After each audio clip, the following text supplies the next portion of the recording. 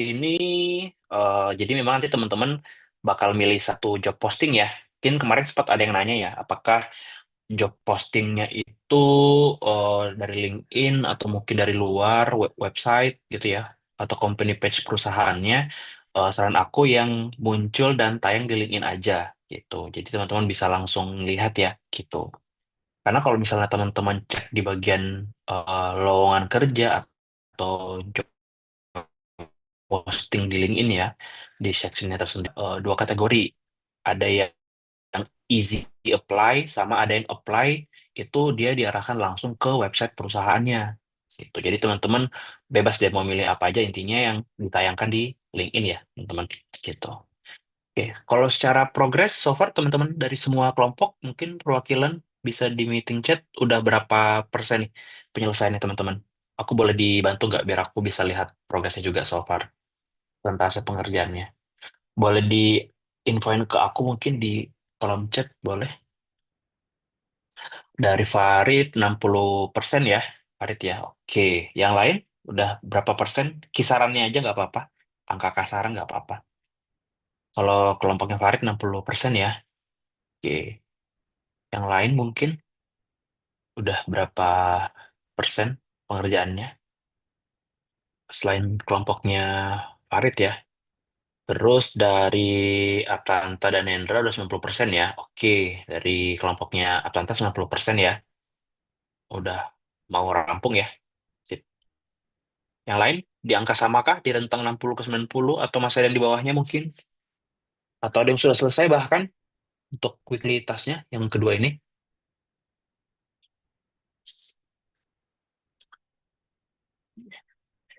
Jadi kalau di tugas di kedua yang job analis job posting ya. Jadi memang aku sih harapannya teman-teman bisa melihat secara langsung ya job postingnya itu seperti apa, deskripsinya sama informasi yang ditampilkan gitu ya.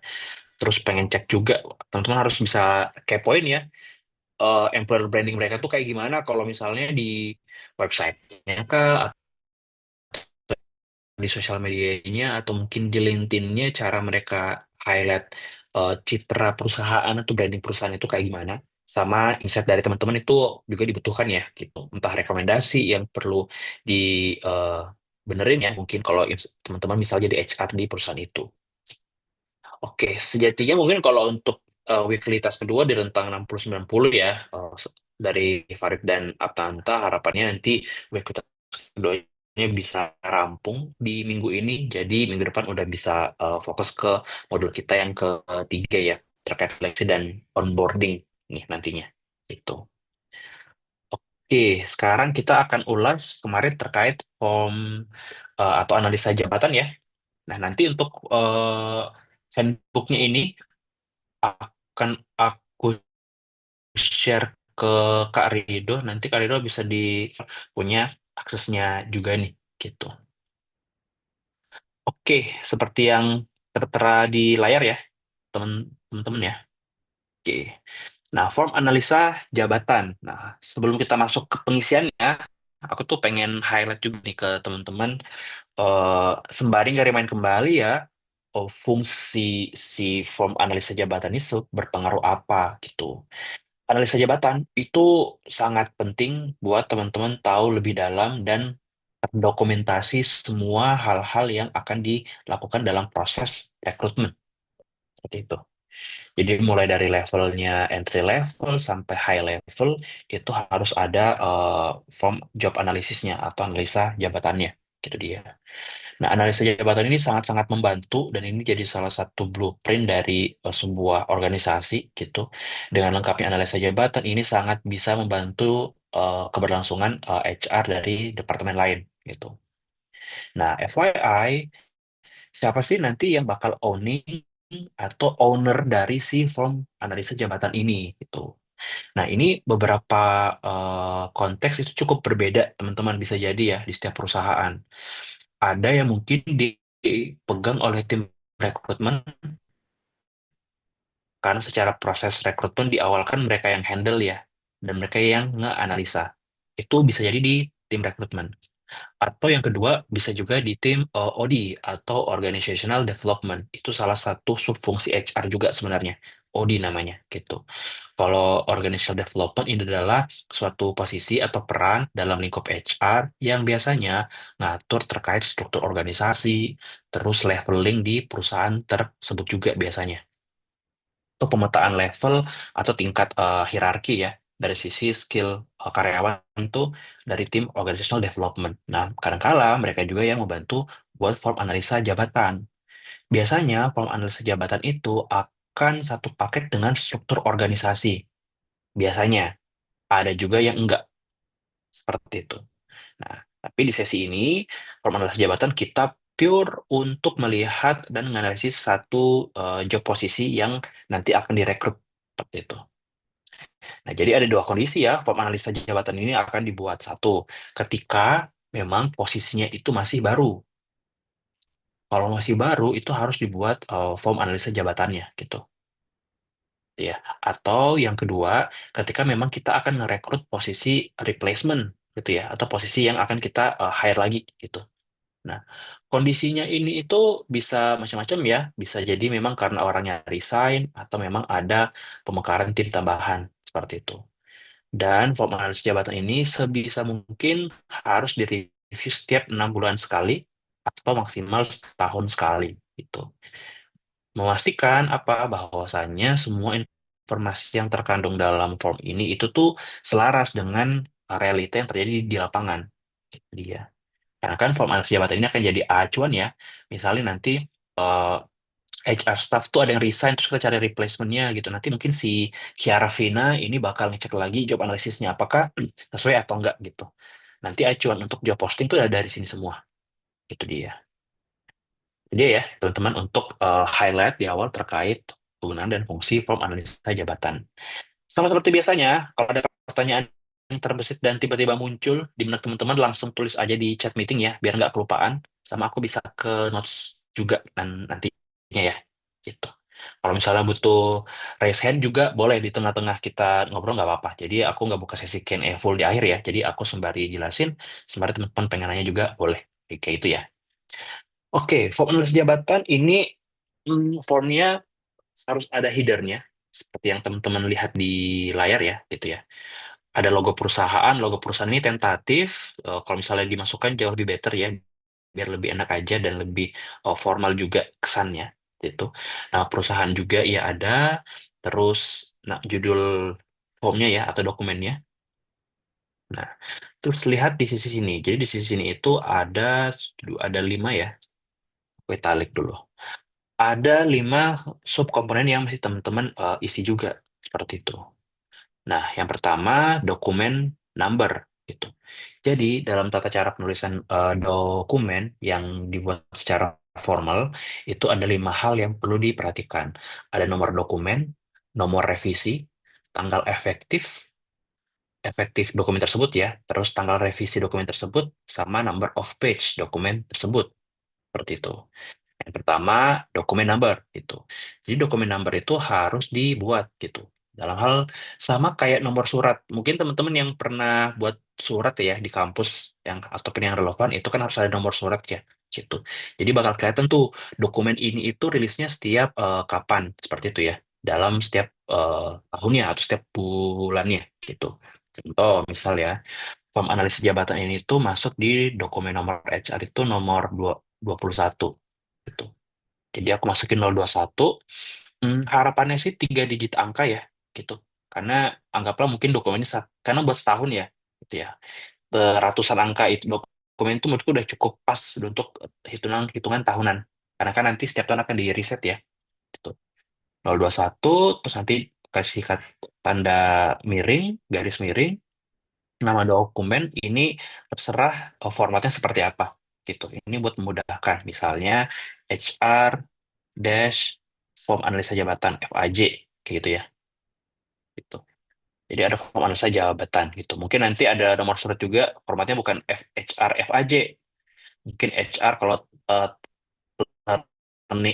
training need analisis mungkin HR TNA gitu, gitu ya. Nah, kalau ini kita namain aja HR garis dash FAJ gitu ya, form analisa jabatan gitu. Bisa singkatan kayak gitu ya. Biasanya kalau penamaan dokumen atau nomor dokumen ini tuh ada sematan dari tim atau departemen mana aja. Nah, makanya aku tambahin HR. Mungkin kalau tim General Affairs gitu ya, pengen buat dokumen, mungkin di sini tulisannya GA.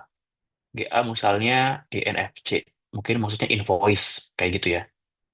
Nah, jadi seperti itu. Jadi, cara penulisan nama di sini paling enak adalah departemen terkait, terus garis pemisah ya, atau dash, terus bisa nama dokumen atau nama formnya bisa secara singkat gitu. Itu ya. Nah, di sini aku coba pakai HR plus FAJ gitu ya. Terus nanti udah nama bulan terus tahun dalam angka Romawi. Anggaplah sekarang kita itu di bulan berapa ya sekarang ya? Di bulan September ya. September itu nanti bulan 9 1X gitu ya. Bulan 9 tahun tahun ini angka biasa tidak apa-apa gitu ya. Nomor secara umum 2025. Seperti itu ya. Jadi sudah terlihat ada nomor surat di sini. Nomor suratnya ini nomor dokumennya, nama dokumen secara singkat gitu ya. HRFAJ garis miring bulan tahun itu dibuat atau dikeluarkan ya, nomor ini diambil, terus tahunnya seperti itu. Ya. Nanti kalau misalnya masuk di tahun depan kali ya, pengen buat form analisis jabatan lagi, misal, jadi mulai dari 001 lagi kan, HR terus FAJ plus bulan 1 ya, 2026 kayak gitu. Jadi bakal ke riset lagi ya teman-teman ya. Oke. Nah, sudah selesai ya dokumen numbers. Nah, terus yang kedua, revision number gitu. Revision number ini itu cukup dua eh, angka ya, XX gitu. Diisi kalau memang dokumen tersebut direvisi dan berulang. Anggaplah dokumen ini tuh masih baru, berarti revision number-nya itu 00. Berarti bisa dikategorikan ini tuh baru di tahun itu, di 2025. Misal, form analisis jabatan ini ternyata ada revisi, berarti revision number 01 gitu. Jadi setiap ada revisi harus ada dokumen yang baru. Jadi jangan diedit di docs-nya, diupload lagi. Nah, kenapa masih ada revision number dan harus ada dokumen yang baru? Biar kita bisa melihat sebenarnya dokumen ini tuh udah berapa kali revisi dan karena apa. Jadi ada historinya gitu. Dan jauh lebih rapi juga. Bisa jadi itu di setiap eh, buat form analisis jabatan ada beberapa hal yang pengen ditelusuri lebih dalam di form analisa yang sebelumnya gitu. Jadi pengen lihat, coba dong Mas Satuan di tahun 2025 ini ada revisi karena apa gitu, apa yang diubah gitu. Jadi kita bisa ke track historinya gitu. Nah, anggaplah ini mungkin dia nggak ada revisi ya, kita buat baru misalnya ya. Jadi dia revisi number-nya itu 00 kayak gitu. Terus di sini selanjutnya ada effective date. Nah, effective date ini adalah per tanggal berapa form analisa jabatan ini itu bisa digunakan secara efektif. Kayak gitu ya. Contoh misalnya akan efektif di bulan ini juga misalnya ya, di tanggal, anggaplah di tanggal 25 September. Oke, Bapak dan saya efektifnya per tanggal berapa? Ya, ini cukup mudah dipahami ya, tanggal efektif ini bisa digunakan. Sesimpel itu. Itu ya. Di bawahnya ini revision date. Nah, kalau revision date, kalau di atasnya dia 00, berarti revision date-nya itu tidak ada. Karena memang nggak ada yang direvisi, karena ini dokumen baru. Beda cerita, kalau ini adalah revisi number 1. Berarti ada revisi date-nya. Anggaplah, oh ternyata ada revisi sama di tanggal 30 bulan Oktober misalnya. Gitu.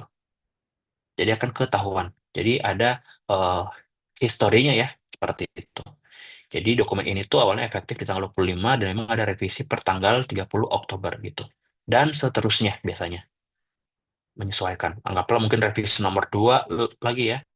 Oh ternyata ada revisi di tanggal eh, eh, 5 Desember gitu. Itu bisa juga. Beda menyesuaikan gitu. Oke, cukup dipahami ya. Dimengerti ya buat revisi number. Di sini kita nggak ada jadi nol aja. Terus number of page. Nah, number of page juga ini salah satu hal yang bisa memperlihatkan apakah dokumen itu sebanyak apa gitu ya. Pas mungkin teman-teman buka, oh ternyata ini ada 4 halaman gitu. Nah, ini ada 4 halaman untuk dokumen ini. Ada, iya, 404. Jadi ada 4 halaman. Itu dia. Di apa namanya? Di bagian headernya gitu ya. Jadi butuh 5 aspek: dokumen number, nomor revisi, tanggal efektif dokumen tersebut bisa digunakan, tanggal revisinya berapa, sama number of page-nya atau jumlah halaman ya, seperti itu. Jadi ini harus diisi ya teman-teman.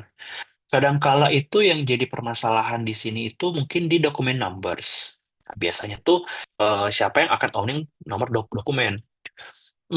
Kalau di tempatku saat ini, dokumen nomor HR itu jadi satu kesatuan. Biasanya itu dibuat atau dipegang oleh tim HR Operations. Nah, kadang-kala mereka yang gather semua nomor-nomor dokumen. Karena kadang-kala itu jadi sekalian. Ada misalnya untuk surat tugas, misalnya surat perjalanan dinas, itu jadi satu dokumen yang di dalam HR gitu. Sama dengan hal ini juga gitu. Jadi nomor dokumen siapa yang buat dan yang bisa nge-create itu tergantung. Biasanya sih di tim HR operations tuh, teman-teman. Itu dia. Nah, itu untuk bagian headernya ya. Nah, sekarang kita move ke section pertama, identifikasi jabatan gitu ya.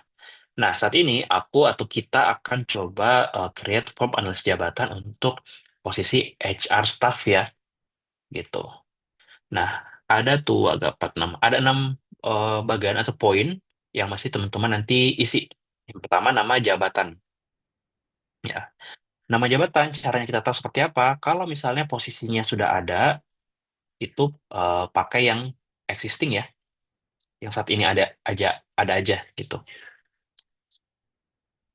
Kalau misalnya posisinya baru, kalau misalnya baru seperti apa? Nah, kalau baru berarti teman-teman harus coba benchmarking atau cari tahu posisi yang sekiranya cocok untuk peran ini tuh apa, kayak gitu. Contoh mungkin pengen pakai kata human research ya, gitu. Tapi dia nggak pengen pakai kata staff di depannya, itu nggak ada masalah sebenarnya, kayak gitu. Jadi menyesuaikan aja. Cara aku benchmarking biasanya seperti apa? Nah, biasanya tuh kalau aku benchmarking seringnya cek di LinkedIn gitu. Peran-peran yang sama itu mereka pakai title apa aja sih? Entah di bagian job postingnya atau entah aku visit company page di LinkedIn-nya, apalagi industrinya serupa dengan tempat kerjaanku saat ini. Nah, cara mereka label penamaan atau job title itu seperti apa? Nah, itu bisa dicek dari sana ya teman-teman ya, buat benchmarking gitu. Jadi ada hal-hal nanti yang teman-teman bisa infokan juga tuh ke usernya. Itu dia. Nah, anggaplah ini posisinya udah ada ya, human research staff gitu.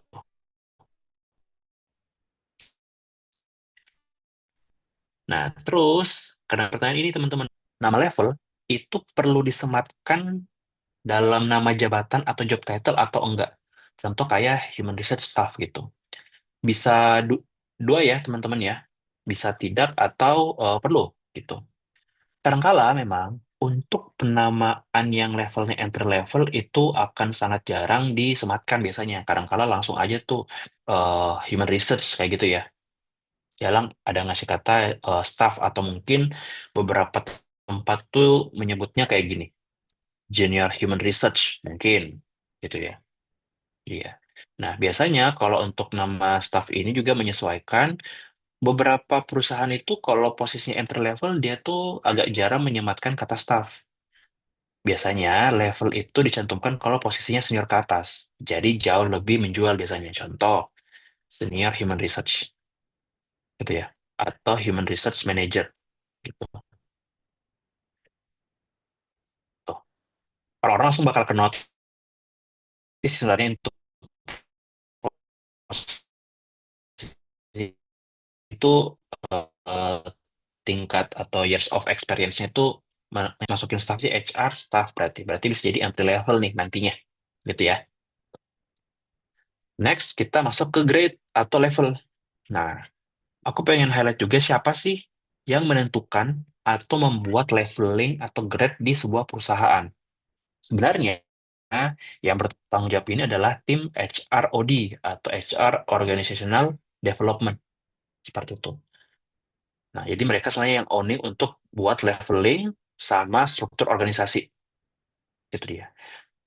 Di sini karena kita bicara HR, kalau bicara HR secara umum itu belum sampai ke sana ya.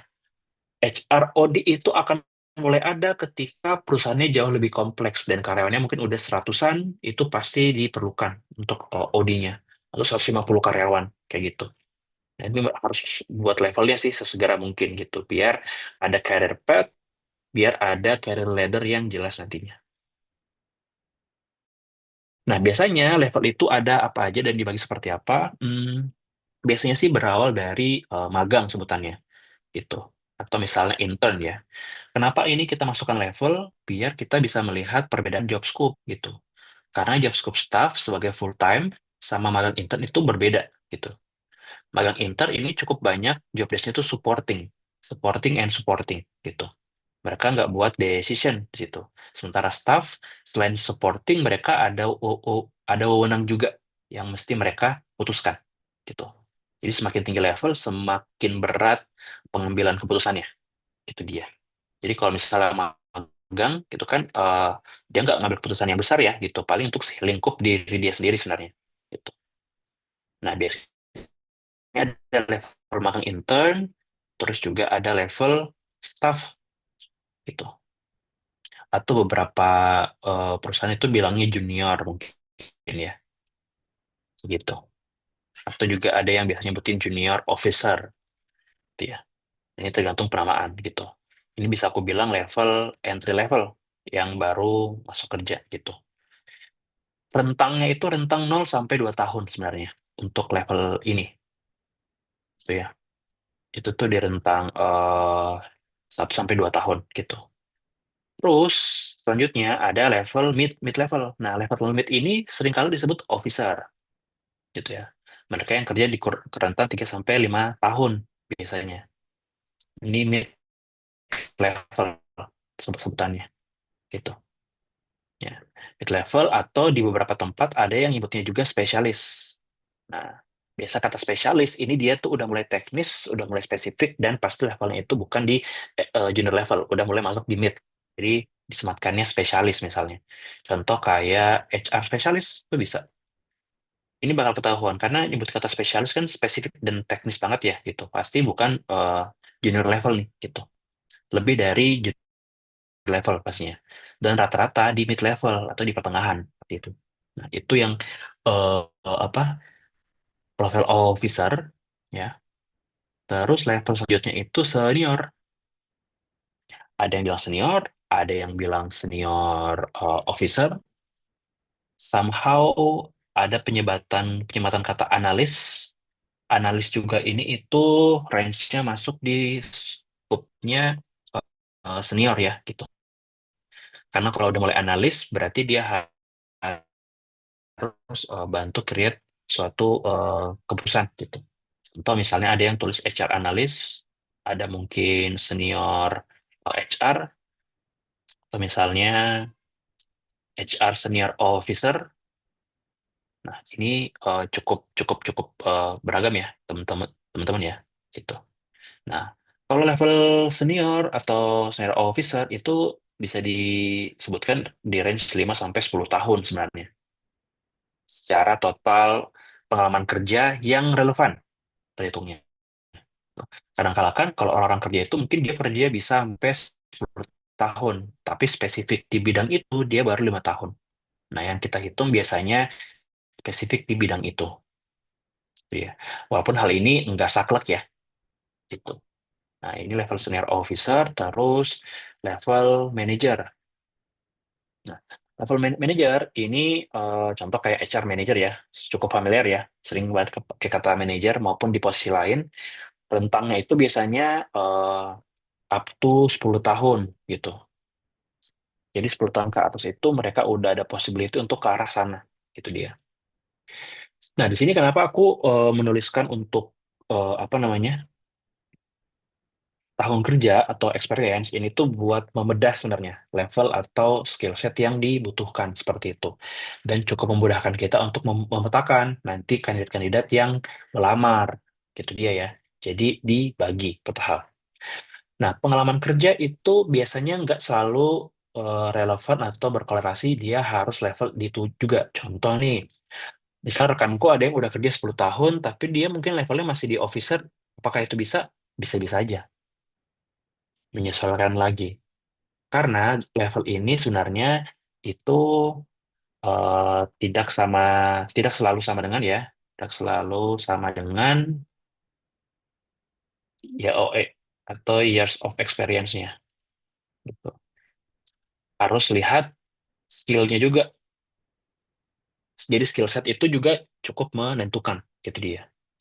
Biasanya ada beberapa momen ketika orang-orang tuh di interview ya sama HR sama kadang-kala di interview juga tuh sama si usernya, levelnya itu bisa di-adjust somehow. Karena dilihat, oh misalnya interview Umi nih, Umi lagi di interview memang untuk posisi officer mid level, tapi ketika cek, oh dia masuk di ranah senior officer. Memang kalau dilihat sih ini Umi udah masuk di 5 tahun kerja ya, mepet udah masuk lebih dari 5 tahun sebenarnya gitu. Nah itu tuh bisa dipropos untuk hal tersebut. Jadi sangat besar juga probabilitasnya dan cukup sering terjadi untuk hal-hal seperti itu dia. Jadi level ini nggak selalu berkorelasi ya dengan tahun kerja, tapi harus lihat skillnya juga. Seperti itu. Oke, itu dia ya teman-teman. Ini sebagian contoh dari untuk grade level. Jadi kalau untuk bagian grade level seperti ini ya, tetap dituliskan dia levelnya apa gitu.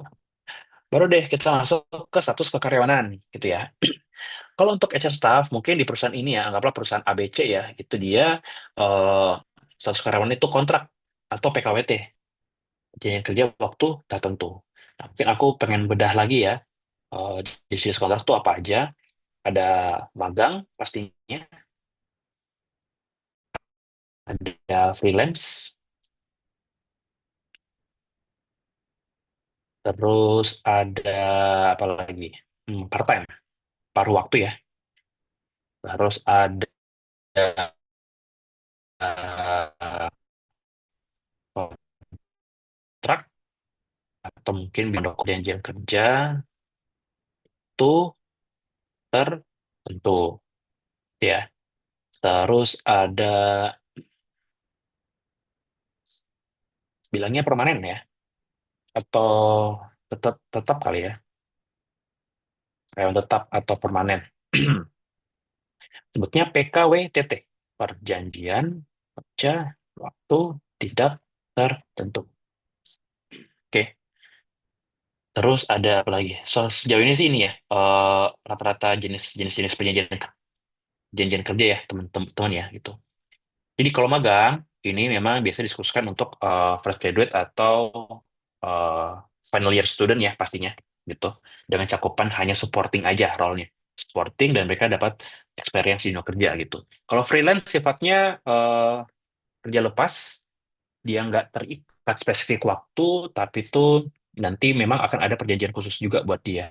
Bisa di set secara bulanan, bisa secara harian, itu bebas menyesuaikan. Itu ya. Terus part-time. Part-time ini sifatnya paruh waktu gitu. Jadi memang kerjanya itu biasanya 4 jam dari sehari gitu. Mereka kerja. Biasanya kan 8 jam ya. Gitu. Jadi setengahnya gitu. Sama sifatnya juga part-time ini rata-rata tuh itu shifting biasanya. Menyesuaikan juga. Terus kontrak. Ayo Nah, ini balik perjanjian yuk, kerja waktu Chris. tertentu. Nah, perjanjian Kenapa? kerja waktu tertentu atau kontrak itu nantinya disesuaikan dengan job role-nya. Contoh kayak gini, teman-teman. Ada beberapa posisi yang mesti kita rekrut itu sifatnya project base. Contoh kayak HR staff nih.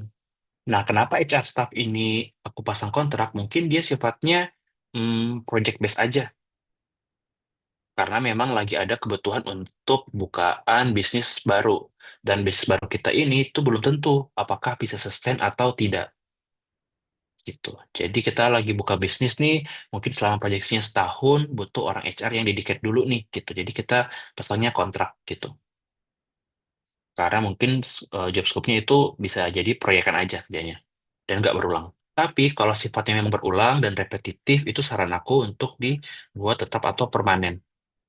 Gitu dia. Beberapa pemberlakuan di perusahaan itu juga cukup picky kali ya bahasannya untuk milih job posisi yang langsung sifatnya permanen gitu. Apalagi dia entry level misalnya. Kopi aja ya. Nah, kenapa biasanya di karyawan tetap permanen itu cukup picky kali ya, quote unquote perusahaan, karena memang bicara terkait cost teman-teman itu. Nah sebenarnya kalau karyawan dengan cost yang kontrak sama tetap itu akan berbeda pemberlakuannya, gitu ya. Sedikit fun fact, kalau teman-teman kemarin dengar terkait kasus layoff. Layoff terjadi itu karena memang agak cukup kendor dalam proses penyesuaian status kekaryawanan. Jadi cukup sering tuh banyak karyawan permanen biasanya di awal-awal. Ceritain buat apa? Misalnya bisnisnya lagi nggak sustain gitu. Kita tuh nggak bisa serta-merta mecat gitu. Nggak bisa serta-merta mecat. Kalaupun memang kita pengen akhiri, itu ada pengakhirian hubungan kerja gitu. Dan memang kita harus bayar kompensasi sesuai dengan jumlah atau tahun dia bekerja. Nanti bakal dikali dengan gajinya gitu. Dan itu cukup cost sebenarnya gitu. Makanya banyak perusahaan yang merugi itu karena memang kebanyakan karyawan permanen, terus dia bisnisnya nggak sustain, nggak jalan, udah terlanjur banyak rekrut. Nah, itu jadi boncos sebenarnya. Sementara kalau karyawan kontrak, ini lebih sifatnya fleksibel, menyesuaikan kebutuhan bisnis. Tapi it doesn't mean ya teman-teman ya, kalau semua karyawan itu kita kontrakin aja itu enggak gitu. Pastinya kalau posisi karyawan tetap atau permanen itu acap kali melekat dengan posisi yang strategis. Sesimpel posisi senior mungkin atau manajer itu diusahakan permanen atau tetap sifatnya. Kayak gitu. Semoga ini jadi gambaran ya, teman-teman, kenapa penggunaan status karyawan itu cukup penting. Itu dia. Nah, kalau di HR staff yang akan kita ulas, ini kita fokusnya nanti di PKWT ya, atau eh, kontrak gitu ya ya. Jadi nanti teman-teman sisa tuliskan aja gitu. Oke, nextnya nanti kita masuk ke departemen. Nah, kalau departemen cukup mudah lah ya, menyesuaikan juga dengan posisinya. Kalau dia di HR ya departemennya kemungkinan mungkin sebutnya HR gitu. Atau ada beberapa departemen HR-nya gabung sama GA, jadi HR and General Affairs gitu. Atau kalau misalnya nanti dia cari marketing, ya menyesuaikan marketing gitu misalnya. Oke ya, jadi kalau misalnya departemen ini menyesuaikan nantinya. Terus lokasi kantor. Lokasi kantor sama plus skema pekerjaan. Nah, apa maksudnya lokasi kantor sama skema pekerjaan dan kenapa ini perlu masuk? Bisa jadi mungkin perusahaan itu cabangnya banyak gitu. Anggaplah di perusahaan logistik kali ya. Biasanya kan mereka punya gudang tuh. Nah, mereka punya gudang itu kadangkala ada penyematan lokasi kantornya. Oke, ada Natania Nachua. Oke, menarik nih. Nachua pertanyaannya. Habis ini aku ulas ya setelah lokasi kantor. Nah, lokasi kantor perlu disesuaikan untuk melihat apakah posisi ini tuh base kantornya ada di mana, gitu ya. Contoh misalnya ini nanti tadi HR staff itu lokasi kantornya di Jakarta. Terus masukin tuh skema pekerjaannya. Nah, skema pekerjaan tuh ada tiga. Mungkin kita bisa sebutnya on-site, bisa sebutnya hybrid, bisa sebutannya remote. Itu ya.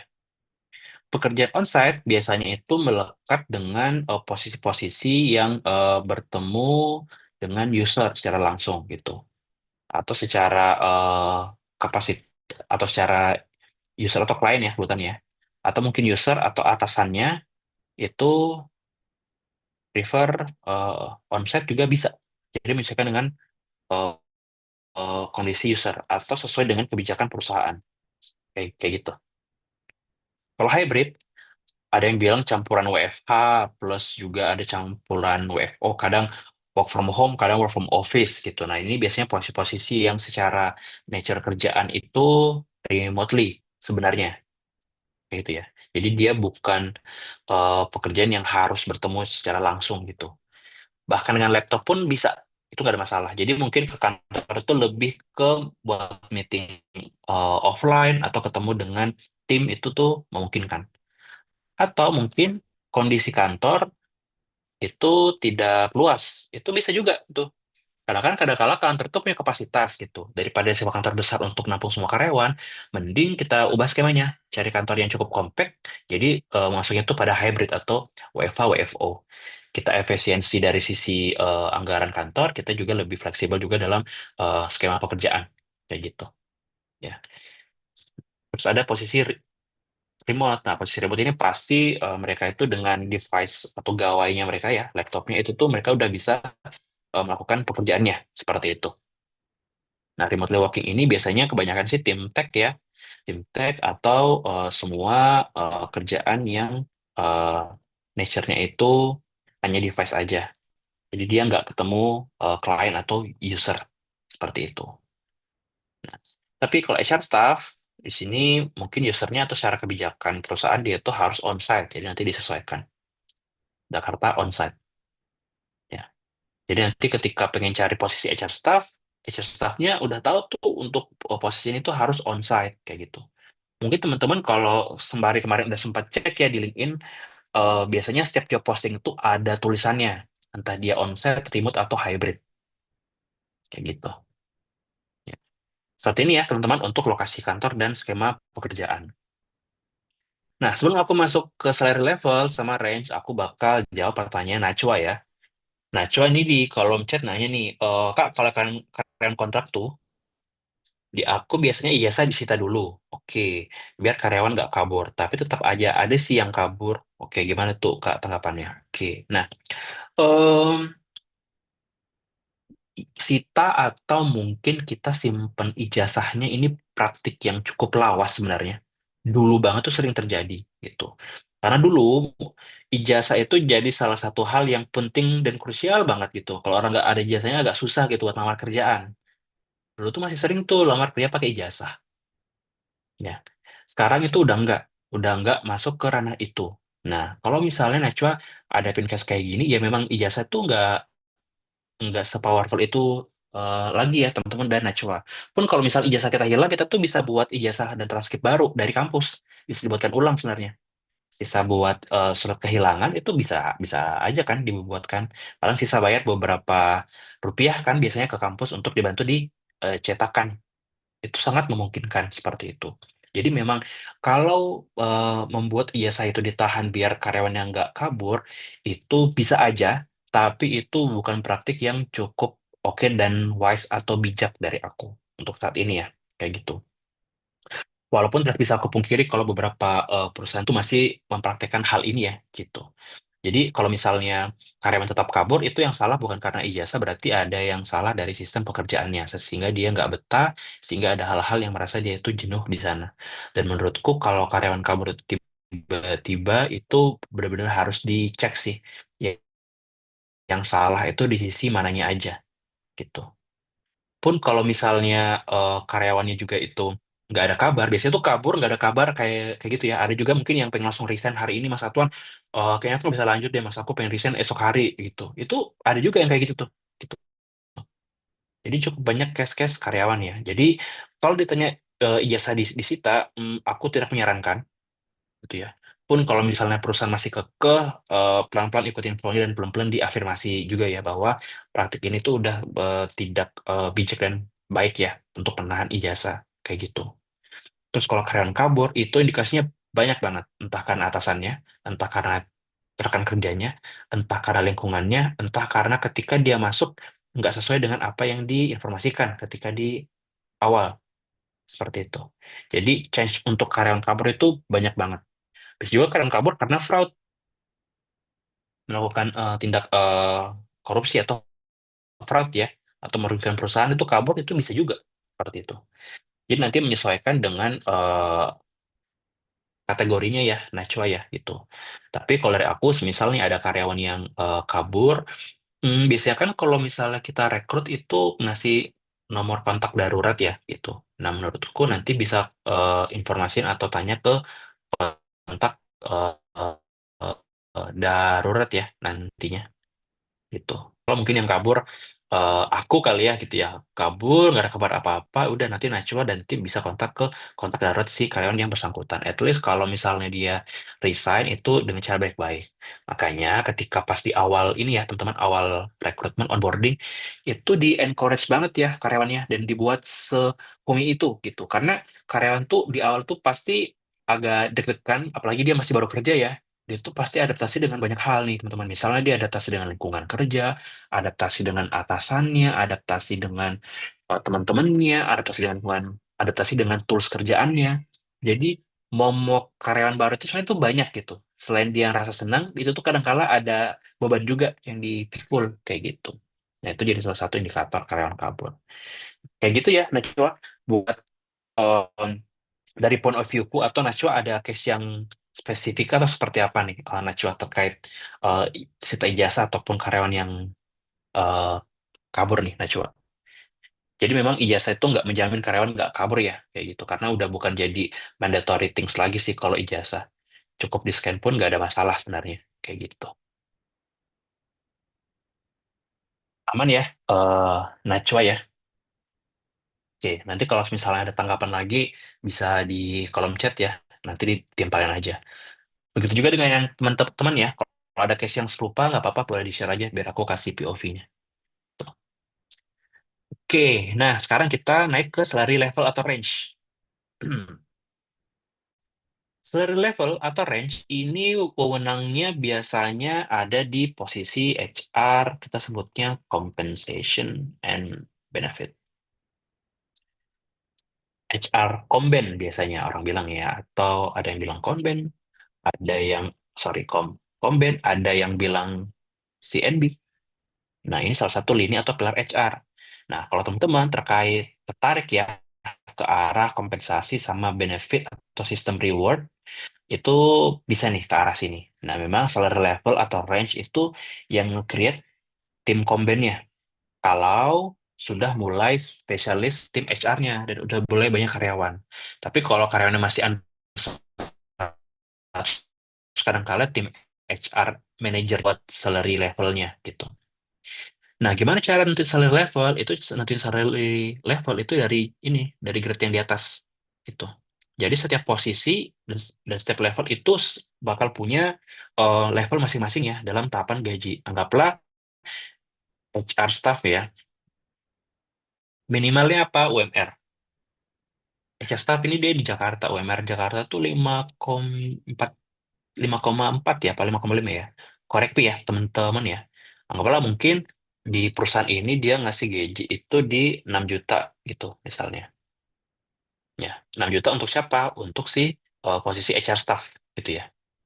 Nah, teman-teman juga perlu perhatikan salary level atau range di perusahaan teman-teman. Sama kalau kayak teman-teman apply kerjaan. Terus ditanyain, apakah dia gross atau sifatnya net? Jadi itu beda ya pemberlakuan. Kalau gross berarti hitungan gaji 6 jutanya ini itu tuh belum dipotong sama pajak PP21, belum dipotong sama BPJS kesehatan ataupun ketenagakerjaan gitu. Bisa jadi mungkin dia terima di sekitar 5,8 kurang lebih seperti itu. Dia terima apa bersihnya ya gitu. Jadi kalau net asumsinya ya, asumsi kasarannya itu dia terima bersih di sekitar round ya, mungkin 5,7 mungkin net atau take home pay gitu. Nah, jadi ketika teman-teman apply kerjaan di perjanjian kontrak itu harus dilihat gajinya itu sifatnya gross atau net. Kalau net, misalnya dia semakin net gitu ya, atau langsung THP, berarti yang diterima dalam setiap penggajian itu akan sama, 6 juta juga sama ya, kayak gitu. Nah, biasanya kalau sistem gross itu biasanya kan potongan pajaknya itu nanti dari karyawannya, dari gajinya. Kalau eh, perusahaan pakai net biasanya pelangin kayak gitu. Itu dia di angka 6 ya, gitu ya. Di HR staff ini nanti dia di angka 6 gitu gajinya ya. 6 gross misalnya. Kayak gitu. tahu deh salary level range buat apa di Jepang Research ada ini, biar kita tahu persebaran salary level untuk setiap posisi yang ada. Maka dari itu, untuk form analisis jabatan ini tuh sifatnya konfidensial, gitu ya. Ini dipegang untuk orang-orang tertentu saja, seperti itu. Ada beberapa momen salary level range ini itu malah dihapus, nggak dimasukkan di sini, dibuat dokumen terpisah. Karena bisa jadi form analisa ini itu dipakai juga oleh user, kayak gitu. Ya, jadi menyesuaikan tempat teman-teman. Kalau sifatnya di shareable ya ini ya, dokumennya, itu salary level jangan dimasukin ya, teman-teman. Itu dipisah menurutku. Gitu. Tapi kalau misalnya untuk kebutuhan internal aja, tim HR, Komben, ataupun HR yang spesifik handle posisi ini tuh nggak ada masalah. Kayak gitu. Kalau praktik di tempatku, untuk salary level atau range ini itu dihapus, nggak ada. Jadi memang aku akan nanya terpisah ke tim compensation and benefit terkait salary level posisi HR staff yang nantinya mungkin akan aku rekrut atau hire. Oke, sip. Seperti itu ya, teman. Jadi sifatnya ini tentatif, ya, menyesuaikan nantinya dengan kebutuhan. Gitu. Oke, di bagian identifikasi jabatan, gimana teman-teman? All good kah? Cukup terbayang atau mungkin ada yang pengen ditanyain dulu nih sebelum kita masuk ke tujuan jabatan sama tugas dan tanggung jawab nih. Kalau misalnya ada yang pengen tanyain, boleh raise hand, boleh di meeting chat, atau mau on mic juga bisa. Atau kalau dirasa oke, bisa kasih thumbs up atau info di meeting chat ya. Jadi aku bisa lanjut ke section yang kedua nih, buat analisa jabatan.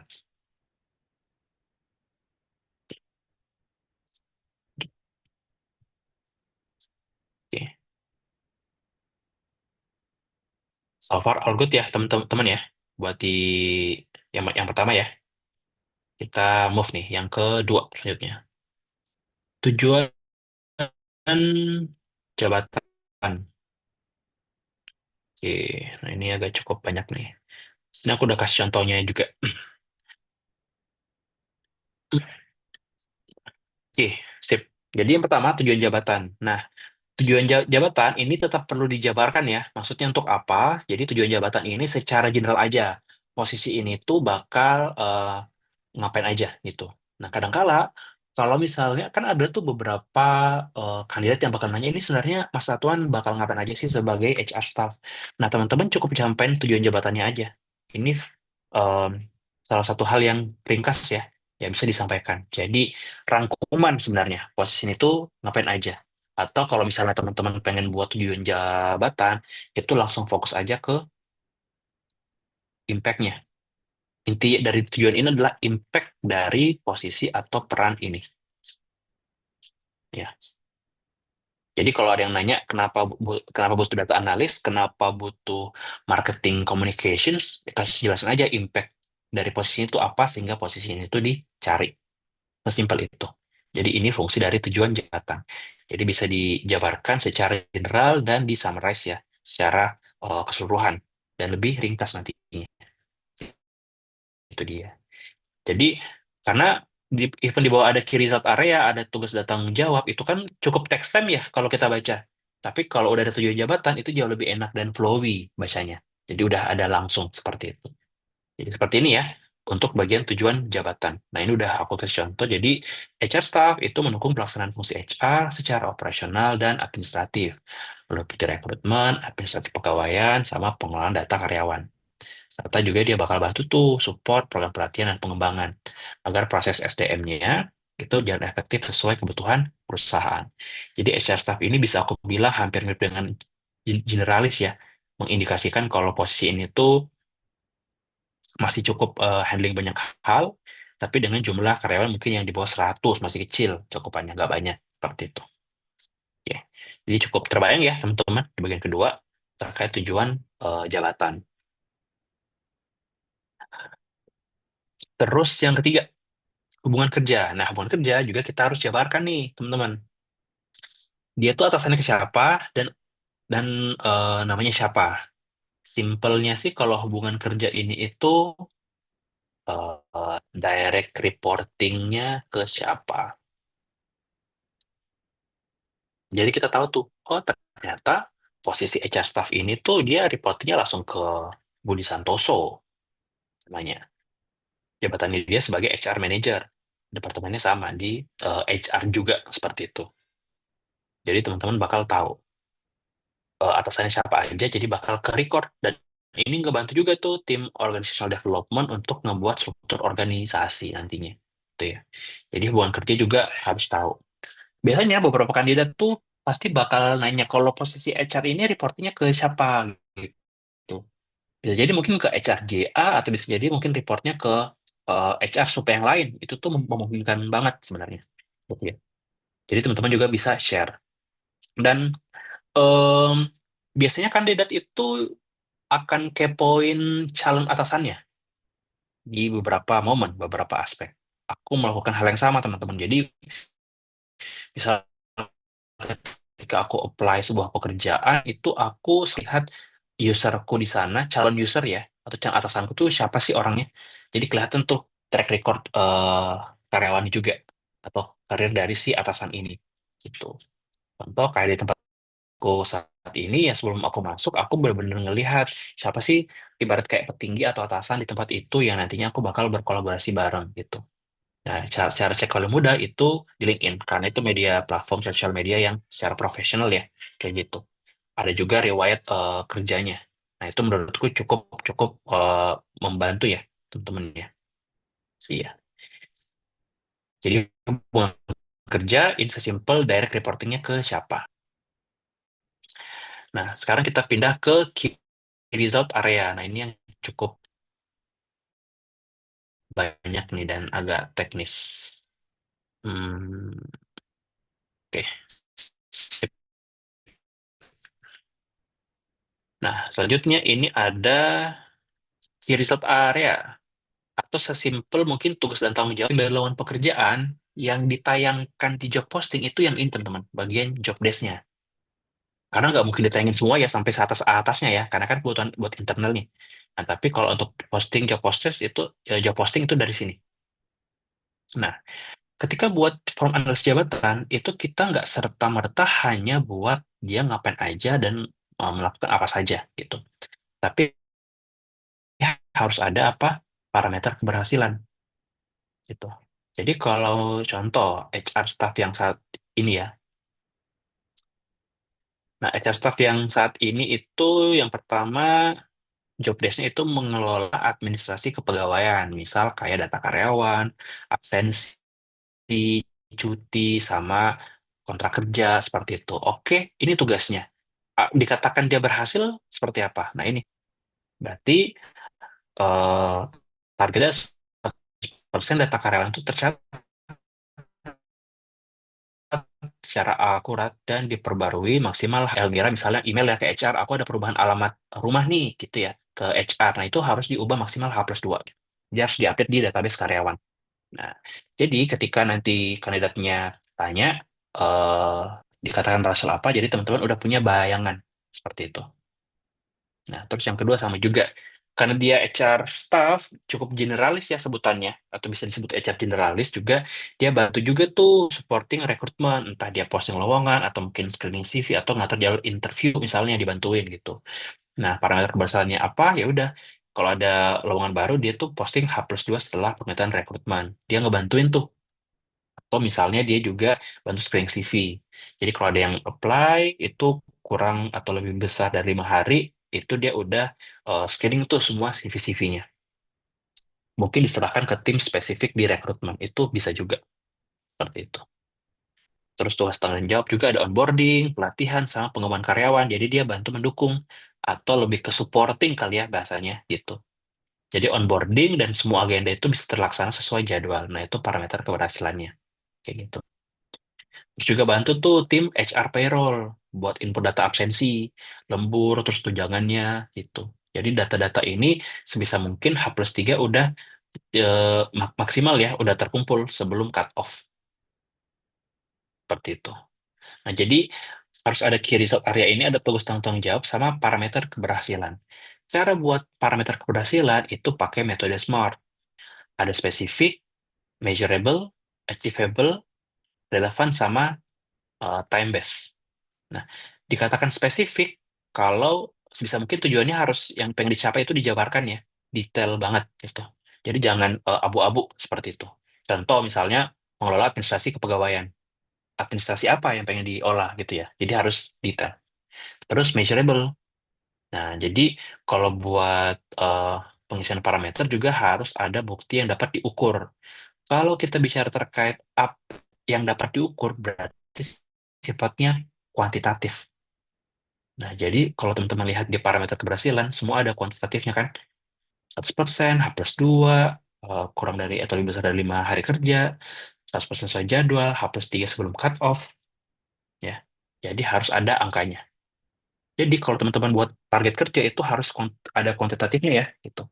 Even goals personal deh, goals personal itu gak cuma aku pengen ini gitu, tapi harus ada angkanya. Aku pengen ini dalam atau kurang lebih 5 tahun ke depan gitu. Jadi harus di set angka gitu. Jadi biar terukur.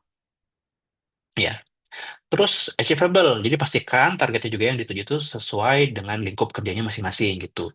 Jadi jangan sampai HR staff itu dia sampai pikir hal-hal yang strategis sifatnya. Malah mungkin ke arah bisnis gitu ya. Itu jangan sampai seperti itu. Achievable sesuai dengan levelnya gitu. Terus relevan juga gitu dengan misi perusahaan gitu. Jangan sampai misalnya HR staffnya ini masuk malah ngerjain hal-hal yang lain nantinya gitu. Jadi harus relevan dengan job scope-nya gitu. Jangan sampai beberapa case kayak gini nih, sering banget terjadi di beberapa perusahaan gitu. Ketika job posting lowongannya ABC, pas masuk menjadinya DEF gitu. Itu tuh udah nggak relevan tuh apa yang ditampilkan sama yang dikerjakan. Jadi cikal bakal orang-orang yang bakal resign atau cabut dadakan tuh karena itu biasanya nggak sesuai. Ya. Terus ada time base. Terdapat tenggat waktu dalam menyelesaikan tujuan yang ingin dicapai gitu. Jadi memang ketika ada parameter keberhasilan itu juga ada tenggat waktunya. Cuma data tapi ada durasi harinya gitu. Gitu ya. Jadi intinya adalah ketika buat parameter keberhasilan, kalau dari aku sih poinnya itu harus terukur ya dan terkuantifikasi. Harus ada angka kayak gitu. Irisan area ini bisa didapatkan langsung dari kalau ingat materi kemarin ya, observasi bisa. Tanya ke usernya juga bisa, atasannya, dia ngapain aja dan parameternya apa. Atau teman-teman mau benchmarking di luar juga bisa gitu. Atau kadangkala key result ini aku dapat juga dari beberapa kandidat yang aku interview juga itu bisa seperti itu. Ya. Jadi banyak macam cara untuk buat atau create tugas dan tanggung jawab gitu ya. Sama parameter keberhasilannya. Oke. Kalau good teman-teman di bagian key result area untuk saat ini atau aku kecepatan atau mungkin ada yang pengen ditanyain so far sebelum kita move. Oke. Aman ya teman-teman ya. Oke, aku izin move ya ke section selanjutnya. Tadi bicara terkait tugas tanggung jawab, sekarang kita bicara terkait wewenang gitu. Nah, ini mungkin biasa sometimes buat bingung. Tugas dan tanggung jawab sama wewenang itu hampir serupa tapi beda penerapan seperti itu. Wewenang ini sangat diperlukan untuk melihat seberapa jauh posisi HR staff ini melakukan sesuatu atau mungkin lebih ke decision making kalau beberapa hal itu masih blur dari sisi kalau ada keputusan tertentu yang mungkin di luar job scope-ku, satuan aku apa nih yang harus aku lakukan nantinya tuh batasan-batasan kerjaku sampai sejauh apa gitu. Menurutku ini perlu dilakukan gitu. Nah, penerapan ini aku lakukan juga di kerjaan saat ini dengan atasanku, aku harus ngeset wewenang sama batasan cakupan tanggung jawab gitu ya. Jadi biar nggak melebihi dari hal itu. Nah, kalau wewenang itu tuh dibagi dengan dua aspek teman-teman, yang sifatnya finansial sama sifatnya non finansial. Berarti kalau ditelisik ya, wewenang HR staff ini nanti dari dua aspek itu bisa diambil dua bagan. Jenis keputusannya apa, sama frekuensi pengambilan keputusan. Contoh, misalnya nih, di bagian finansial, itu tuh paling rentan dengan klaim karyawan. Anggaplah klaim karyawan ini mungkin terkait medical ya, medical reimbursement gitu. Anggap di perusahaan tersebut, kalau misalnya orangnya medical check up dimanapun itu, setahun sekali itu dibalikin duitnya atau di reimburse lah gitu. Atau mungkin perjalanan dinas dibeliin tiket dan lain-lain. Jadi kalau HR staff ini, dia itu bisa menentukan apakah memang dia layak dapat reimburse pengambilan dana atau tidak. Sesuai dengan apa? Sesuai dengan kebijakan HR. Karena kebijakan HR tuh udah saklek dan tertulis. Jadi nggak mungkin di luar angka itu. Nah, ini kebijakan finansial paling jauh HR staff bisa melakukan. Frekuensinya seperti apa? Menyesuaikan nih, entah bulanan atau siklus klaimnya. Tentatif juga bisa dibilang. Seperti itu ya, teman-teman, untuk finansial. Nah, selanjutnya, keputusan atau wewenang yang sifatnya non-finansial gitu. Contoh, menentukan tindakan administratif atau komunikasi HR gitu ya, dari HR yang bisa dijalankan secara langsung tanpa eskalasi. Jadi HR staff ini juga punya beberapa hal yang dia bisa lakukan tanpa perlu report nih ke HR manajernya, langsung aja dikerjain gitu. Itu apa aja? Salah duanya ini, menentukan apakah absensi terlambat dipotong cuti atau dapat izin seperti itu. Atau misalnya izin karyawan gitu. Ini dia bisa nentuin secara langsung gitu. Terus juga menentukan materi sosialisasi sederhana ya gitu. Misal reminder cuti bersama, aturan kerja terbaru yang disampaikan tanpa nunggu approval dari supervisor gitu. Jadi kalau ada hal-hal yang sifat informasi secara menyeluruh dan memang nggak ada ngaruhnya ke proses bisnis, itu nggak apa-apa. Dia bisa langsung informasiin gitu. Jadi dua hal ini ya teman-teman, wewenang atau aspek pengambilan keputusan dari sisi finansial dan non-finansial. Kadangkala ini sering terlupa karena semua hanya berkaca ke apa? Ke key result area-nya aja. Tapi beberapa momen itu ada kerjaan-kerjaan yang pasti di luar hal ini, teman-teman. Yang sifatnya ad hoc dan harus ngambil keputusan. Nah, maka perlu adanya bagian wewenang. Gitu. Wewenang ini apakah yang nentuin HR atau user yang menentukan itu sejatinya bisa dari usernya atau atasannya. Gitu. Dia nanti bakal ngebantu membreakdown atau meruntutkan ya apa aja yang mesti diambil dari sisi finansial ataupun aspek non finansial gitu. Jadi seperti ini ya di bagian wewenang. Nah, terus kita move nih bagian requirement. Ya, kalau wewenang itu kan ini nggak kita tayangkan ya di job posting kan, nggak akan kelihatan juga sebenarnya. Nah, tapi kalau spesifikasi jabatan atau dibilangnya requirement kali ya, itu dijabarkan. Nah, kalau di bagian spesifikasi jabatan, aku itu cukup membagi beberapa aspek nih, teman-teman. Aku coba zoom out dulu.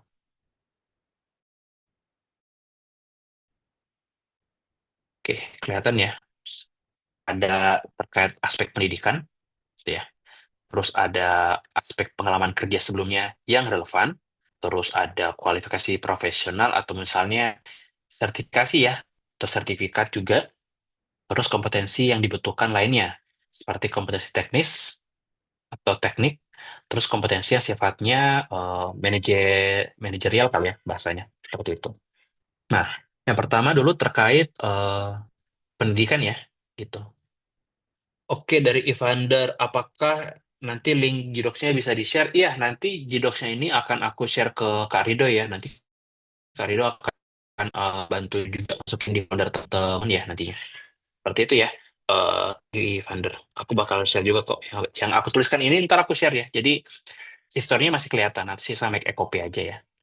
Oke, nah selanjutnya itu ada pendidikan formal. Nah, ini yang pertama yang teman-teman harus lihat gitu. Tergantung nih menyesuaikan dengan posisi tersebut. Apakah memang cukup di D3 diploma atau mungkin S1. Ini permisalan aja ya, karena cari HR staff seperti itu. Nah, nanti disesuaikan juga nih dengan jurusan seperti itu.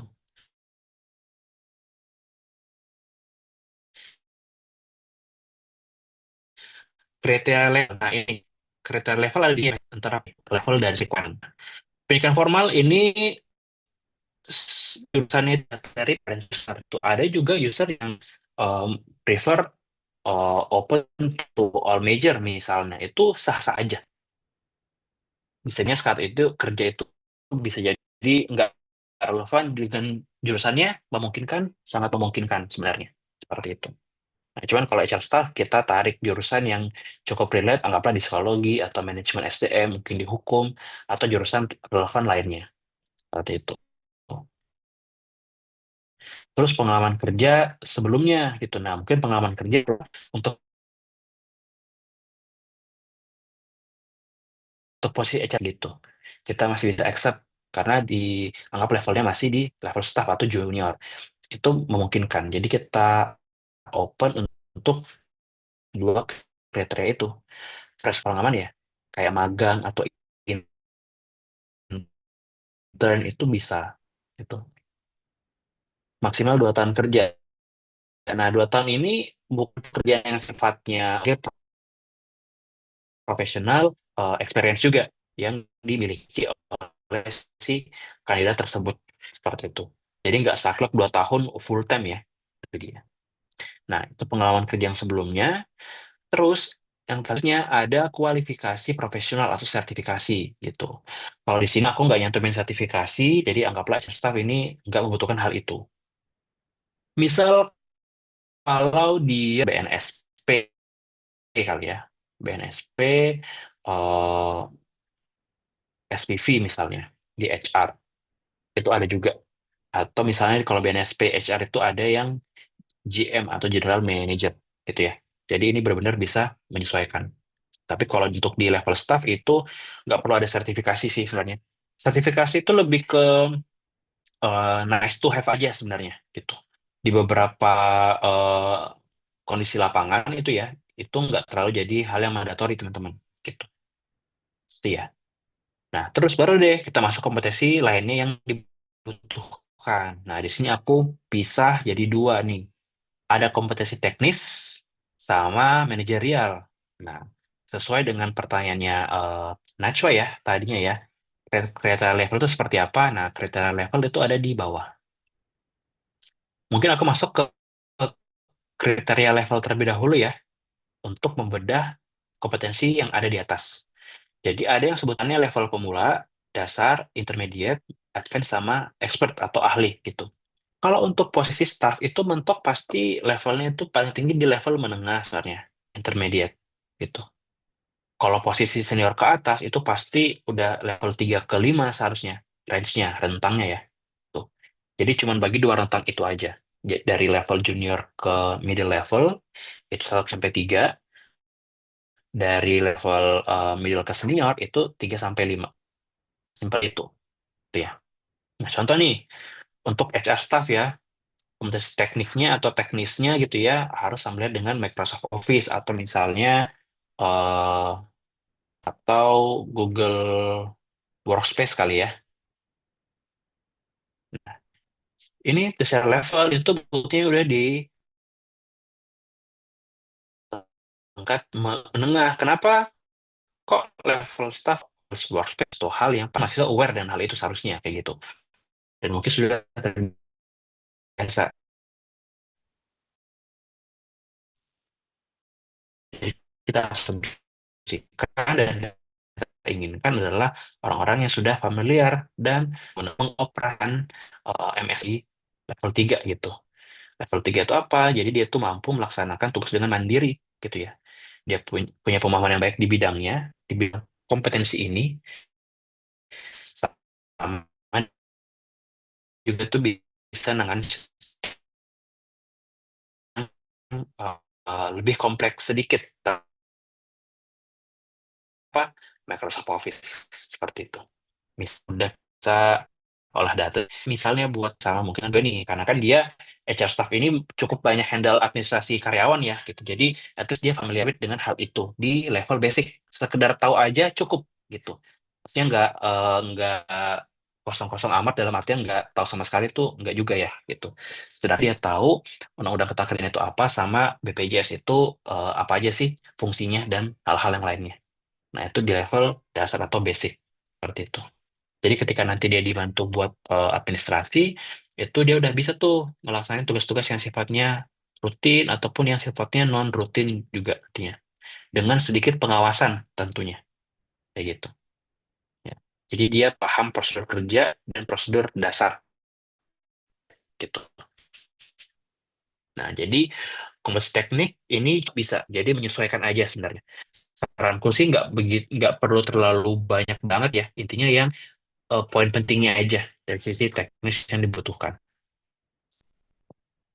Next, selanjutnya ada kompetensi manajerial. Nah, kalau manajerial ini bukan berarti dia harus jadi atasan ya, teman-teman ya. Jadi memang ada 5 aspek yang perlu dimiliki sebagai seorang HR staff. Ada communications, attention to detail, problem solving, sama time management gitu. Levelnya pun juga nanti akan menyesuaikan dengan kapabilitas dan level tanggung jawab yang dia emban nantinya gitu. Nggak berarti karena integritasnya 3 dia nggak boleh, dia cuma sedang-sedang aja ya kerjanya, enggak sebenarnya. Ini lebih ke arah leveling kompetensi sesuai dengan tugas dan tanggung jawabnya yang ada di atas seperti itu ya. Nah, dari kelima hal ini, dari mana sih datang 5 hal ini? Sama ini bisa datang dari eh, user atau tim HR organizational development.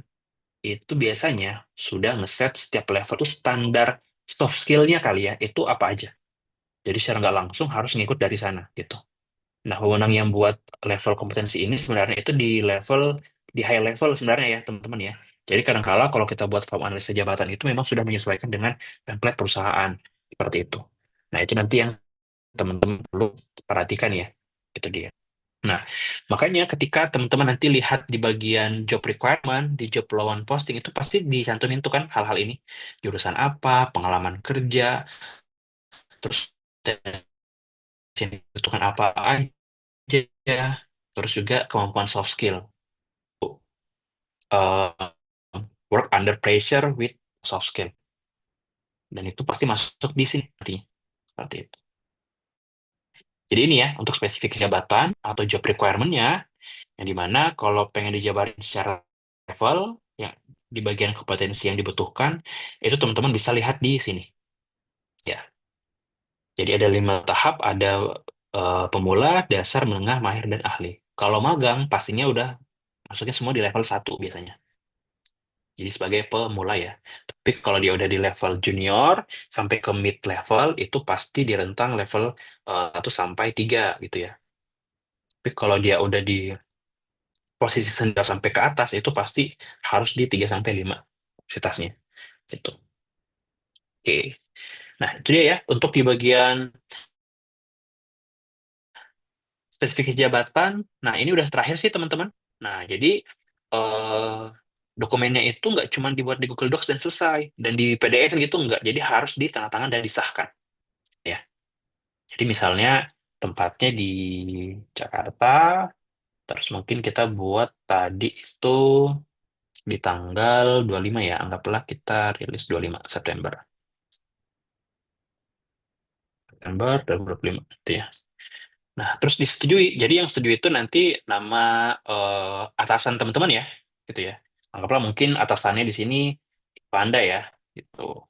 Dia sebagai HR manager, tuh, gitu ya.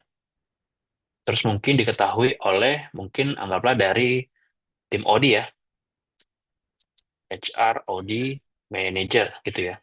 Karena dia ada sangkut pautnya juga di sini. Anggaplah HR Audi-nya di sini mungkin nanti ada Aisyah Karisma ya.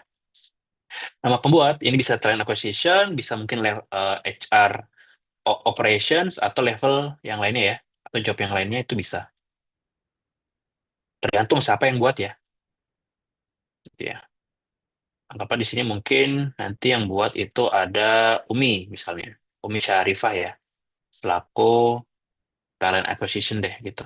Udah. Versi dokumen, nah ini versi dokumennya berarti masih yang 00 ya, karena masih baru. Sama dengan yang di sini ya, nomor revisinya, dokumen versinya ya. Jadi 00. Oke. Selesai deh job analisis satu posisi yang ini akan dipakai di sebuah perusahaan dan harus dicek setiap 6 bulan sekali atau maksimal setahun sekali deh. Apakah hal-hal yang nanti teman-teman tuliskan di sini itu masih relevan atau Tidak seperti itu. Untuk semua posisi. Jadi kalau di perusahaannya itu ada 70 posisi atau peran yang berbeda, ya harus ada 70 job analisa jabatan. Seperti itu. Ya. Jadi harus selalu dibuat dan up to date. Kalau perusahaannya semakin kompleks, nanti form ini itu akan dipegang dengan tim HROD biasanya, teman-teman. Jadi kalau teman-teman tertarik karena organizational development, nah nanti itu bakal berkutat dengan hal-hal seperti ini biasanya. Seperti itu. Itu dia ya, materi eh, sesi hari ini. Jadi full, tapi menurutku hal ini sih teman-teman, itu dokumen ini dengan isian yang ada di sini nanti akan aku share ke Karo untuk di share ke teman-teman ya nantinya ya. Seperti itu. Oke, dari teman-teman ada yang ingin ditanyain nggak nih? Nah, dari Aulia ya. Aulia nih nanya Kak untuk key result area yang berisi tanggung jawab dan parameter keberhasilan misalkan sudah ditetapkan, apakah masih bisa diubah dalam periode tertentu, misal tengah tahun? Iya, nggak apa-apa Aulia. Sebenarnya kan job analysis ini jadi fondasi dasar sebenarnya. Kita nggak bisa pungkiri, mungkin ketika sudah buat job analysis, 2 bulan setelahnya itu ada berubah di tengah jalan. Apakah job analysis perlu diubah? Itu nggak perlu, gitu ya. Itu nggak perlu diubah. Kalau misalnya di tengah-tengah ada perubahan atau parameter keberhasilan diubah, itu nggak apa-apa. Nanti diubah aja Aulia di tengah jalan, gitu. Dalam artian langsung aja dikerjakan. Misal nih, awalnya aku bantu proses rekrutmen, besoknya mungkin aku udah nggak bantu lagi, gitu. Itu bisa-bisa aja. Jadi job analisisnya nggak perlu langsung direvisi. Revisinya sesuai timeline aja ya, 6 bulan atau per setahun sekali aja. Kayak gitu. Nah, seperti itu ya, Aulia ya. Semoga menjawab. Gitu. Atau bisa jadi kayak gini sih case-nya. Mungkin berubah di tengah jalan. Bertepatan banget nih, mungkin Aulia sebagai HR staff tuh resign. Gitu ya udah, ketika balik lagi ya, ketika kita mau merekrut posisi baru lagi, entah dia tambahan atau replacement, nah itulah saatnya kita cek lagi bagian job analisanya. Apakah relevan atau enggak. Nah, itu tuh bisa langsung diubah aja Aulia gitu. Jadi semakin sering dia, misalnya resign semakin sering ya gitu, semakin sering juga kita cek job analisis. Apakah job analisis harus diubah? Nggak mesti, kalau memang key result itu nggak ada berubah spesifik. Jadi langsung dipakai aja. Kayak gitu. Cukup eh, menjawab, Aulia Nanda. Oke. Kunos dulu ya. Semoga menjawab ya. Semisal ada tambahan nanti timpalin di chat lagi ya, Aulia ya. Dari Anissa Parastika, izin bertanya nih. Pertanyaan pertama, form analisa jabatan ini berarti digunakan saat kapan? Oke, lalu pertanyaan pertama dulu ya. Nah, form analisa jabatan ini digunakan saat satu, ketika teman-teman mau merekrut posisi baru. Harus buat job analisa. Atau yang kedua, ketika memang ada posisi yang akan direkrut kembali, sifatnya replacement, karena mungkin Anissa resign ya, gitu. Harus dicek lagi, job analisanya ini itu apakah nantinya ada perubahan signifikan atau enggak. Kalau nggak ada perubahan signifikan, ya udah, pakai dokumen yang lama aja, nggak perlu lagi direvisi di sini. Tetap revision number seperti ini. Seperti itu. Dan digunakan saat kapan? Saat audit. Proses audit, apalagi audit di HR, salah satu hal yang ditelisik dan dicek itu adalah form analisa jabatannya, gitu. Karena di sini terdapat kompetensi dari teknis posisi tersebut. Jadi biasanya kalau audit internal atau eksternal itu harus ngecek ini biasanya. Nah, kalau ditanya kapan digunakan, pada saat 3 momen itu biasanya, Anissa. Seperti itu ya nantinya. Tuh. Pertanyaan kedua, kriteria pengalaman kerja atau syarat yang disebutkan pada 2 tahun pengalaman kerja bisa dibilang magang pun termasuk. Apakah ada cara lain selain magang agar bisa disebut 2 tahun pengalaman kerja? Seperti ikut organisasi, volunteer, yang berkaitan dengan posisi tersebut. Yes, Anissa, benar. Itu bisa dimasukkan. Jadi 2 tahun pengalaman kerja itu tidak terbatas akan satu jenis pekerjaannya ya. Mau dia magang, part-time, freelance, itu pun bisa dibilang sebagai pengalaman kerja. Kayak gitu ya. Jadi nggak terbatas dengan magang aja ya, Anissa ya. Kalau misalnya ikut organisasi, volunteer itu bisa. Nah, case-nya seperti ini. Kalau teman-teman fresh graduate, masukkan pengalaman organisasi itu sebagai pengalaman kerja. Ya, itu bisa dihitung. Tapi kalau misalnya nanti teman-teman sudah mulai bekerja, pengalaman organisasi itu udah nggak dimakan lagi sebagai pengalaman kerja. Kayak gitu ya. Udah mulai terhitung ke pengalaman kerja teman-teman yang baru. Seperti itu.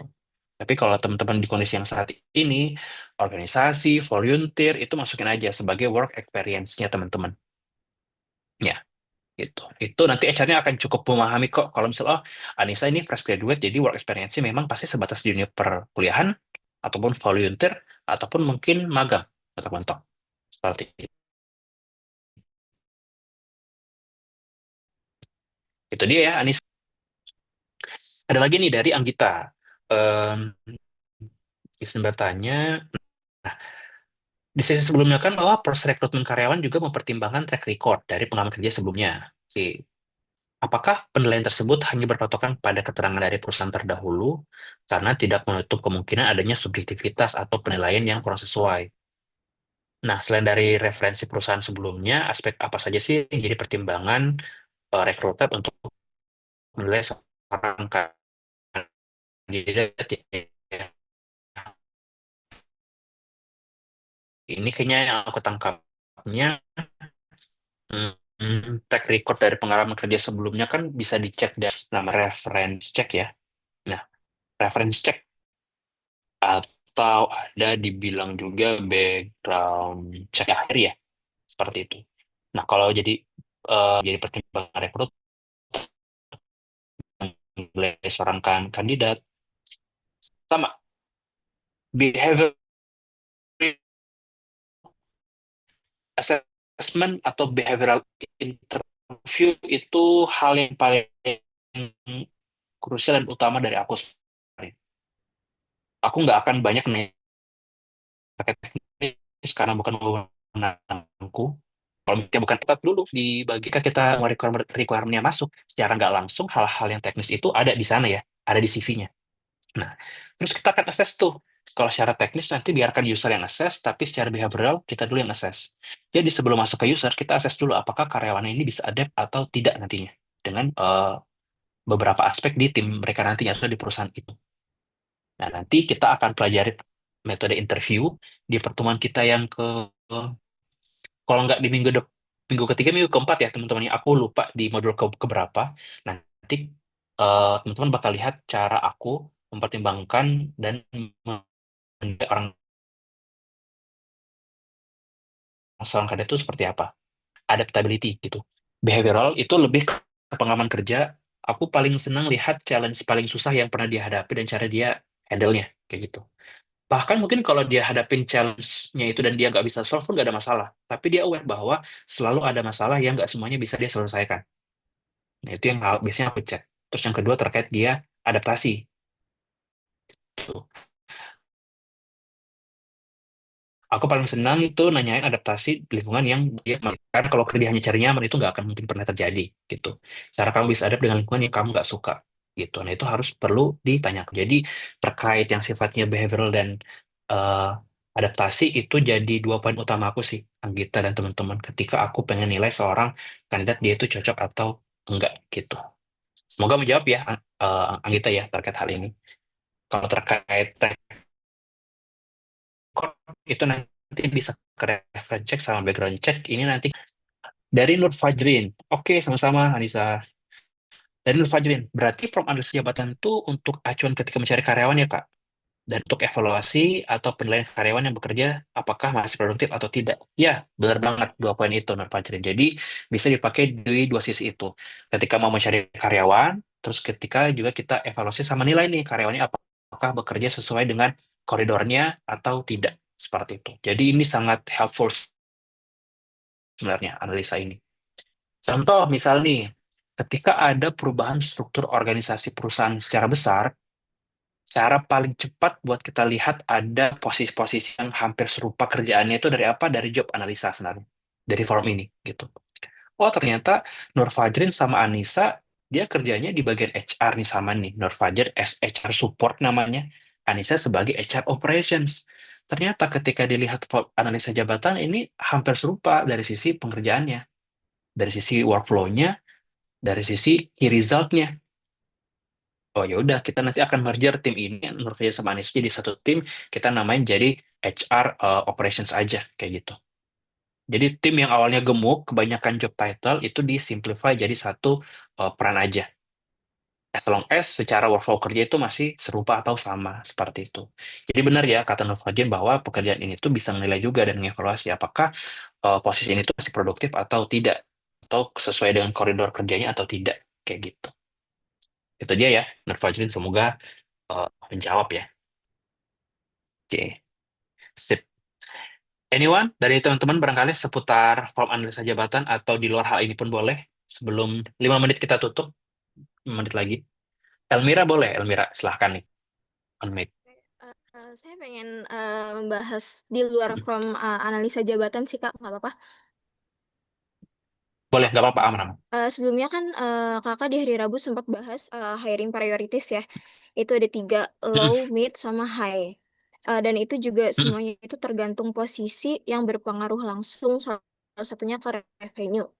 Nah, Kak, kalau misalnya ada kasus misalnya HR itu menghubungi kandidat ini secara mendadak, baik buat interview online ataupun offline. Entah kandidatnya baru apply di job posting di hari itu rilis atau memang yang jangka waktunya ini udah lama. Tapi itu tetap dipanggil interviewnya tuh mendadak. Misalnya baru dikabari Oke. 2 hari, bahkan di hari H tersebut baru dikabarin. Nah, untuk hal seperti itu apakah wajar, Kak? Karena kan biasanya kandidat tuh merasa kalau panggilan interview mendadak itu kayaknya nih perusahaannya red flag deh. Pasti biasanya pikirnya kayak gitu. Terus mungkin apakah HR itu punya ketentuan atau standar waktu misalnya buat pemanggilan interview itu dari beberapa hari sebelumnya atau gimana? Itu Oke, aja sih Kak. baik. Terima Menarik kasih. ya, Elmira ya. Nah, aku pernah menjadi seorang HR yang seperti itu, yang dadakan aku pernah tuh, Elmira, case-nya. Jadi, Hmm. case-nya unik seperti ini. Jadi, hmm, kalau kita bicara matrix HR tuh kan ada time to hire ya. Semakin cepat, semakin baik sebenarnya. Seperti itu. Nah, aku tuh kadang kalau ngerekrut durasi waktu paling lama aku itu sebulan sebenarnya. Mulai dari, biasanya tuh di minggu awal aku screening, terus minggu kedua itu HR interview, minggu ketiga user interview, minggu keempat itu offering. Tuh. Ini standar untuk posisi mid level biasanya. Sebulan itu cukup gitu. Nah, gimana kalau misalnya ada momen itu HR kadang-kala tiba-tiba kontak dadakan dan cepat seperti itu. Nah, bisa jadi dua case nih, Almira. Kalau aku pengalamannya, ketika memang dadak banget hubungin ya, entah dia apply udah lama, atau apply baru-baru aja langsung dihubungin sorenya, misal, bisa jadi satu, kandidatnya tuh nggak ada yang oke, dan memang cuman dia yang oke aja dan harus dibutuhkan cepat, seperti itu. Atau sudah ada orang yang di offering nih, Elmira. Tapi orangnya itu bisa jadi tendensinya reject offer kita. Aku kelabakan dong, aduh udah nggak ada kandidat lagi nih buat diproses kan, sementara udah mepet nih dari waktu timeline hiringku. Nah, aku pasti bakal lebih cepat buat prosesnya, seperti itu. Nah, jadi posisi recruiter tuh hampir serupa kayak sales sebenarnya, gitu. Kadang tuh nanti teman-teman akan menghadapi fase nggak ada kandidat yang apply, itu bisa jadi beneran deh. Nggak ada kandidat yang apply, bahkan mungkin banyak yang apply, tapi nggak ada yang oke gitu. Mau nggak mau kadang-kala juga ada metode seperti ini Almira gitu, kita approach secara personal ke orang-orangnya dan nawarin kerjaannya di LinkedIn. Aku sering kayak gitu. Karena biasanya kandidat yang apply itu nggak sesuai dengan requirement dan banyak yang miss seperti itu. Jadi biasanya aku langsung approach langsung gitu. Jadi kalau ditanya apakah ada waktu tertentu untuk kontak, itu nggak ada sebenarnya. Tapi kadang HR juga mikir kok, biasanya kalau kontak langsung, aduh, Elvira baru apply, masa aku langsung kontak ke sana kayak gimana gitu ya. Kita kadang mikir kayak gitu juga sebenarnya, cuman kan dari sisi HR tuh butuh cepat gitu. Karena kalau misalnya kita lambat, pasti ngaruh ke hal-hal yang lain seperti itu. Jadi kalau misalnya dibilang red flag dihubungi cepat itu enggak juga sebenarnya. Contoh seperti ini, kasus kemarin nih Elmira. Jadi rekanku itu apply di salah satu perusahaan yang di mana perusahaan itu teman-temanku, rekan HR juga, itu tuh ngerekrut di sana tuh. Dia info ke aku, Mas Satuan, aku apply di perusahaan ini gitu, posisi ini kayak, oh aku langsung nggak, oh ya di situ tuh ada ada teman kerjaku itu seniorku dulu di perusahaan sebelumnya gitu. Udah di hari itu di jam itu kurang dari 2 jam dia langsung di chat dan dihubungi sebenarnya seperti itu. Jadi memang bisa secepat itu Elmira gitu. Nah kadang-kala kenapa?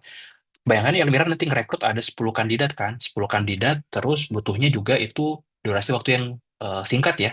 Pasti mau gak mau akan nature-nya kejar-kejaran waktu. Nah disitulah biasanya rekrut tuh agak cepat buat ngubungin kandidat seperti itu. Nah, jadi kalau misalnya mau ngasih red flag-nya atau enggak, nanti lihat aja cara rekruternya itu ngobrol, itu bakal kelihatan nantinya. Kayak gitu. Itu dia ya, Elmira ya, terkait hiring priority, seperti itu. Oke, all good ya, Elmira ya. Sip, sama-sama. Oke, pas kita di 8.30 ya, mengakhiri terkait, intinya dari hiring priority, low, mid, high, itu sifatnya fleksibel, teman-teman. Jadi nggak saklek di awal. Bisa jadi awalnya low, tiba-tiba high. Itu sangat memungkinkan gitu. Jadi kita sebagai recruiter juga harus cakap dan adapt ya dengan perubahan yang terjadi. Jadi cukup dinamis dan memang kalau HR spesifik di recruiter, most likely it looks like posisi sales sebenarnya gitu ya. Tapi kita cari itu kandidat gitu. Kadang kala kita kekeringan talent pool, nggak ada kandidat yang apply, itu bisa jadi. Kadang kala yang apply banyak banget, kita nggak bisa pada semuanya, itu bisa juga. Seperti itu. Dan itu nanti cikal bakal gimana cara teman-teman juga bisa nantinya. Seperti itu. Itu dia dari aku sebelum aku tutup, udah lewat semenit, dari Kak Rido ada yang pengen disampaikan nggak nih barangkali, Kak Rido, sebelum kita akhir ini? Cukup, Pak, cukup. Udah cukup ya? Oke, baik teman-teman. Sip. Oke, nanti tuh di setiap pertemuan aku bakal share beberapa, entah itu modul bacaan atau mungkin modul tontonan ya, sebagai sumber referensi di luar materi kita selama seminggu untuk jadi bahan bacaan teman-teman seperti itu. Nanti beberapa artikel yang aku punya dari Harvard Business Review itu nanti aku coba share ke teman-teman ya, buat dibaca, sama beberapa sumber tontonan juga seputar dengan HR itu aku akan share di setiap pertemuannya. Nanti start dari minggu depan ya teman-teman ya. Jadi setiap akhir sesi aku akan share ya gitu. Nanti linknya atau sumbernya untuk teman-teman baca ataupun tonton aku sampaikan juga ke Kak Rido nantinya. Ya gitu ya. Oke, terima kasih teman-teman buat waktunya. Selamat di hari Jumat. Happy weekend ya buat teman-teman semua di hari ini. Thank you semuanya. Selamat pagi.